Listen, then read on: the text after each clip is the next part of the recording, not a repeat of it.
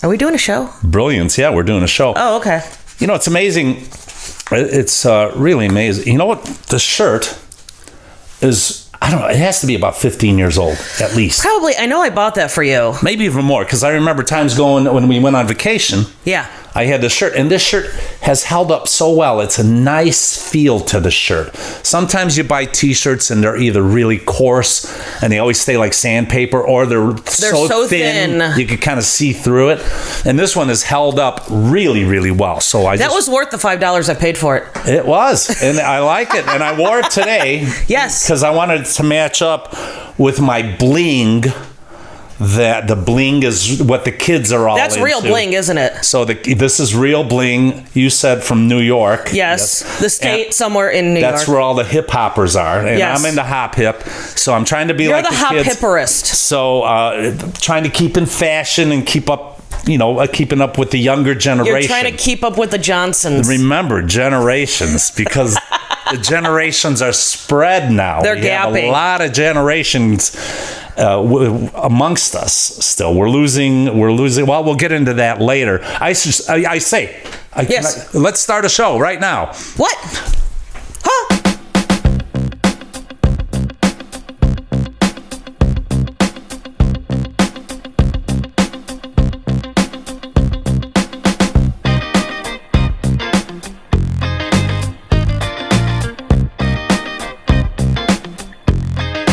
Yeah, right here in the front room, MarlowKubic, my lovely wife, Cut Marlow. Me! My own personal Yoko. I'm Rick Kubic, and together we're MarlowKubic right here in the front room, and we welcome you in. We have a new sponsor today. We just want to say a big hello and a thank you to Clovertop Hinges. Who are they? Clovertop Hinges. Well, you're looking for a hinge, right? Everybody needs a hinge. Not sure what type of hinge. Or do you have that clumsy hinge? Or are you just tired of that old, haggard hinge? Well, Clovertop has it for you. They have all the hinges. They have everything. Unbelievable. Any hinge you want, they have it all. They have it all. Stationary hinges, stagnant ones, motionless, immobile, parked, anchored, inert, moored, permanent, stable, unmoving. And they have portable hinges as well. A complete line of portable hinges. Compact, convenient, handy, wormy, inconvenient, lightweight, convertible, conveyable, even wielding hinges. And I got that right this time on this read. Yes. Yes, and we'd like to thank Clovertop Hinges for coming on to sponsor here in the front room. Check it out, Clovertop Hinges. They will haggle for the best dealio in town. Clovertop Hinges. Check them out at clovertophinge.edgy.com. Wow. So we have to thank them there, and we have to thank all the coggers. All the coggers for listening, and I thank you for all the fan mail. Yes, fan mail for some flounder. I love saying that. And we have to say a big hello to the Schmierka brothers. Thanks so much. Both of them. And a huge hello to Oprah's Snot Bubble. Yes, Oprah's Snot Bubble. If you're not sure what that is, Google it. And I believe it has its own Twitter handle now, too. I think it does, yes. Listen, you'll go far, my friend.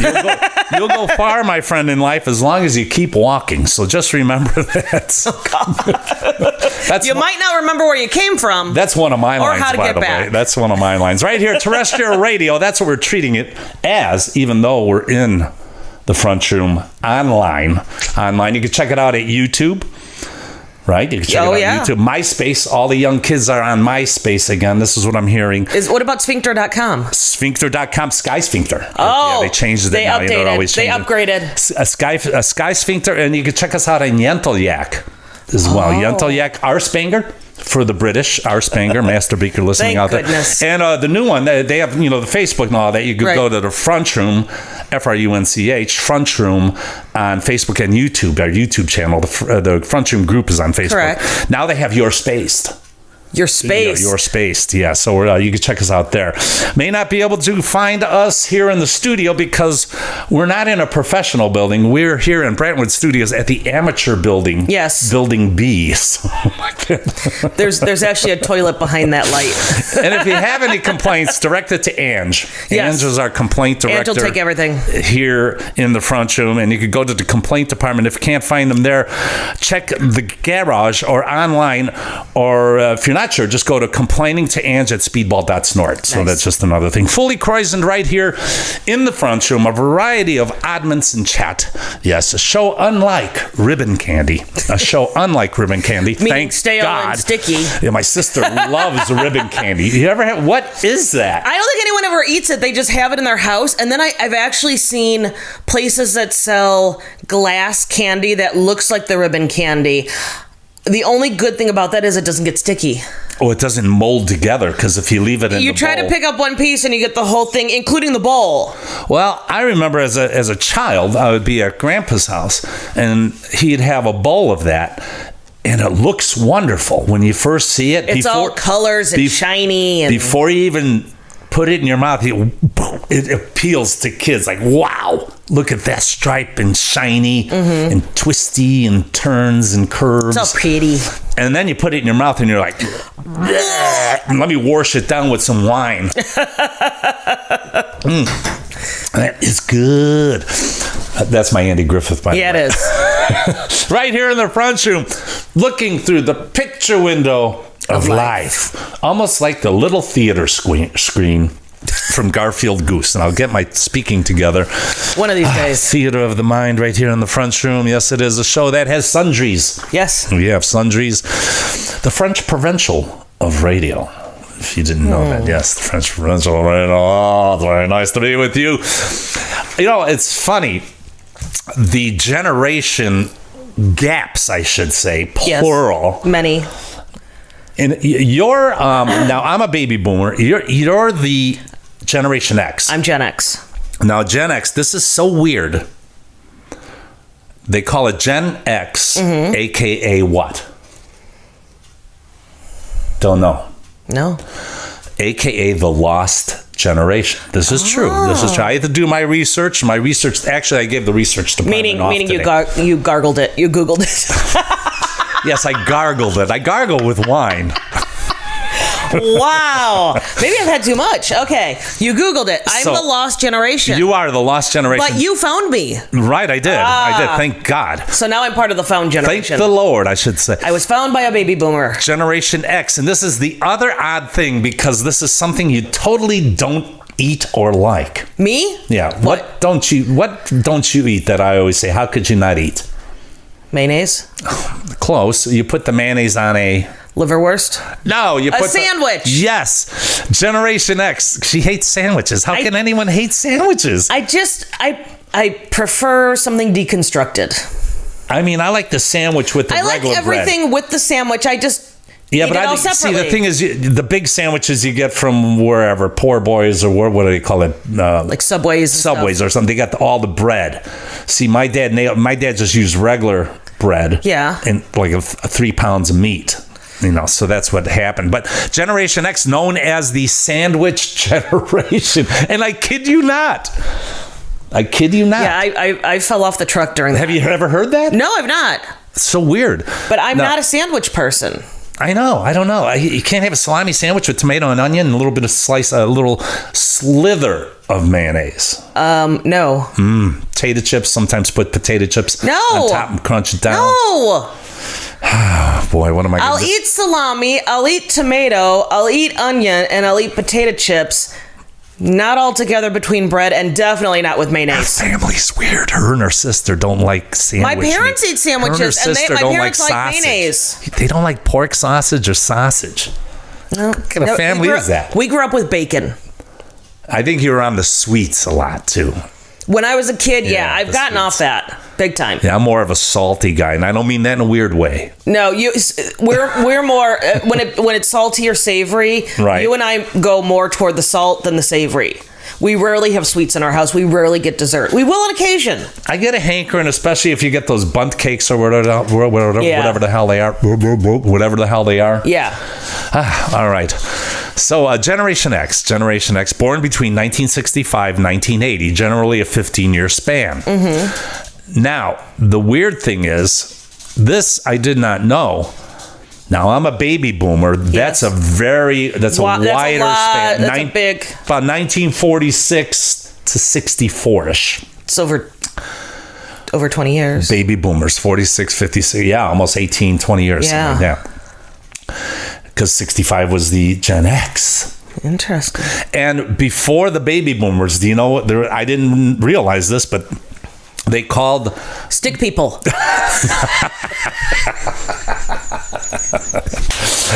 Oh, in your case, stick people. But where's the drum set? We need a rim shot. Oh, it's downstairs. Yeah, right. it's in the recording studio. Before the baby boomers, I didn't know. I knew there was another generation. I just didn't know the name. Again, I had to go to the research department. They're off today. It's like the World War II people and all that. From 1900 to 1945, they're called the traditionalists. That's the generation that is very diminished now. I mean, we're losing them. Then, of course, the baby boomers, Generation X, the millennials. Well, that explains my dad, because my dad's a traditionalist. He was born what year? He was born in 40. Oh, okay. Yeah. And my parents would be traditionalists as well, and maybe a couple of my cousins that are still lingering. Yeah. And traditionalists... other names, they say, are veterans of the silent generation, moral authority. Who's writing this crap? Radio babies, because radio became big back in that era. Before TV.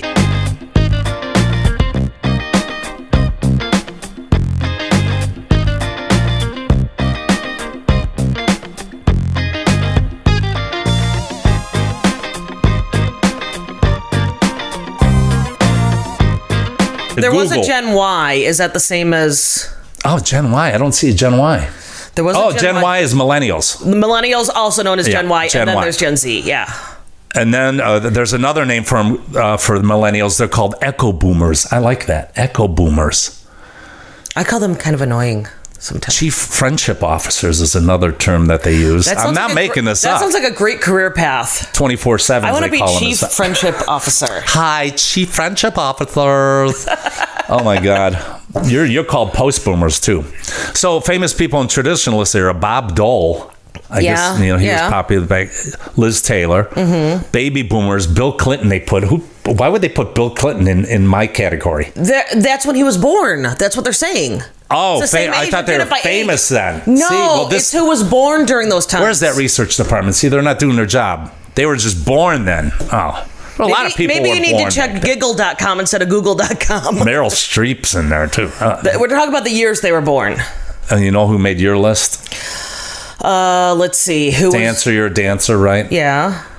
She was a fly girl. Oh, yeah. Paula Abdul. Oh, Jennifer Lopez. Jennifer Lopez, and Barack Obama is in there as well. And for millennials, they get Ashton Kutcher and Serena Williams. So too bad for them. Yeah. Baby boomers, Gen X, millennials, the gap. You know, and you know me, I like to kind of go back and reminisce a little bit, and I don't like to linger on it, but I get a little. I think that comes from my father's side. I think we need to officially change your middle name from Alan to Reminisce. Richard Reminisce Kubic. Ah, yes, Reminisce. RRK. I like it. RRK. Sounds like a rapper. Yo, RRK, man. He's DJ RRK, no, yo. They don't say man. I couldn't say man. Yo, man. Yo. But tomorrow we're going to get a bit of nostalgia. Yes. Because Mother's Day is here. This pre-recorded show, but Mother's Day is coming up. And we're going to go to Steve's Lounge in Hegewisch. Thank you. It's a town I grew up in, and Kat's becoming very familiar with Hegewisch. I'm becoming the mayoress of Hegewisch. The mayoress, because, Anyo, my friend Mike Anyo is the mayor of Hegewisch. And he likes me more than Rick. We should give them a plug. If you're looking for some nostalgic hardware... If you would like a wiffle ball you can cut in half, go to Anyo's Hardware. We have to say hello to Mr. Dow, my old neighbor. See, now this is reminiscing. Yes. In our generation, we didn't have all this high tech. We had record players and television. You went outside and played. We went outside and played a lot. And our neighbor, Mr. Dow, God rest his soul, he used to get mad if our wiffle ball flew in his yard. You know, home run was over the north fence of our yard. My dad put up a 6-foot fence because that's how much he liked Mr. Dow. one of those redwood fences. You couldn't see anything. It was like the wall. Like, did it have Trump's like toxic fumes coming off the other side too? It had these little slits you could kind of see it. Now we put that up because we had a swimming pool in the 60s, a 4-footer. Yes. But the ball would go over, and Mr. Dow, this is maybe Joni might be listening, but Joni, I'm not making fun. It's just It's what really happened. Yeah, it's what really happened. So Mr. Dowie is kind of grumpy at times, and the ball would fly into his yard. Hey, what the hell are you guys doing out? That's how he spoke to us. Crazy kids. Hey, what the we used to go. That's how, because he couldn't understand the thing he's saying. He's kind of like Mr. Magoo mumbling under his nose. He said, what the hell are you guys? So he'd go in this garage he had a very nice garage. It had a loft with a thing in it, a hole in it. A thing. So you could like put stuff up there. I've always wanted a garage with a thing in it. And he had a chain, one of those like wenches. Not his wife. One of those wenches, so you could put stuff up in the thing in the loft area. I always wanted to put stuff up. And he had a full. He had the place was just outfitted with all the tools, because you'd always hear him building stuff. He'd take the wiffle ball in there, saw it in half, throw it back. There, you guys go to hell. That's what he used to do. So we used to. He paid for it as we got older. We got a little older. He paid for it. But Mike Agno's hardware store. Yes, Agno's Hardware. Yes. If you're looking for Baltimore Avenue and some nostalgia, Hegwish. yes, you go over to see Agno's Hardware, and that's located at 13416 Baltimore Avenue. And as most Hegwish sites would say, in Hegwish. And if you can, talk him into giving me the broken payphone in the back of his office. He's not going to let it go. Damn it. That thing's going to deteriorate. But it already doesn't work. I just want it for a prop. And then he took it apart and never put it back together. Right. So there you go. And one of those old phones. Yeah. Remember that? You have to actually make that noise while you're doing it. Oh my God, I remember. Call 911. At least Too late, they're dead. At least they put the for the ones. Yeah, but the 0 is after the... If you want to call the operator too, forget it. It's just so funny. How did you ever call for help back then? You didn't. You said, hey, we need help. That's all we did. A can on a string would have been quicker. So nostalgic tomorrow, because we're going to go to Steve's Hall, and it was Steve's Lounge. Yes. And it's a great place. They have a banquet hall, and when we were kids, that's where all the weddings were, and then they'd have the funeral luncheons there, and all kinds of events would happen at the banquet hall, and then the bar up front is just wonderful. Awesome. Bar, wonderful layout, great food. Steve Zemek runs the joint with his lovely cohort Debbie. Cohort? Yes, cohort. That's showbiz talk. Okay. Showbiz talk. So, but we're gonna go there, and I love it. I love his meatballs. Oh, they're so good. It's a buffet, and they are having the meatballs and the prime rib. Yeah. So playing with toys. We didn't have much to play with back then. Our parents would especially after your wiffle balls got cut in half. We had bicycles, of course. Things like that, but we'd go out and just do diddly twat. I mean, we'd go out and play in the prairie. Did you play tiddlywinks? We did. Pickup sticks too. That would be a toy these days. Pickup sticks. Poke your eye out several times, and they were sharp. Yeah. Let's sharpen these razor sharp for the kids. They got rid of jarts the fake lawn darts when I was a kid because they could kill you. They were sharp on the end. Yeah, they were kind of weighted so they'd fall. But they threw them. They were those. Kind of like horseshoes, right? Except with. But they got darts. rid of them because they could hurt you. Things are getting too safe these days for some children. I mean, even the playgrounds, they've taken. We went down metal slides, burned the backs of our thighs, got flung off a teeter-totter onto concrete. Teeter-totters were painful, wicked back in the day. And now I've heard they have teeter-totters today, but they have like an hydraulic ones, so you can't get hurt. We just had the guy at Man Park, the guy who built stuff there, or the workers at Man Park. I don't know what you'd call them. They probably have a title. They probably worked for the city, like the industrialists of the park. They would come out and the park rangers. Yes, they manufacture things. They're like, go out and build a playground. Here's a bunch of pipe. here's a grinder and a bunch of bolts and a couple drills.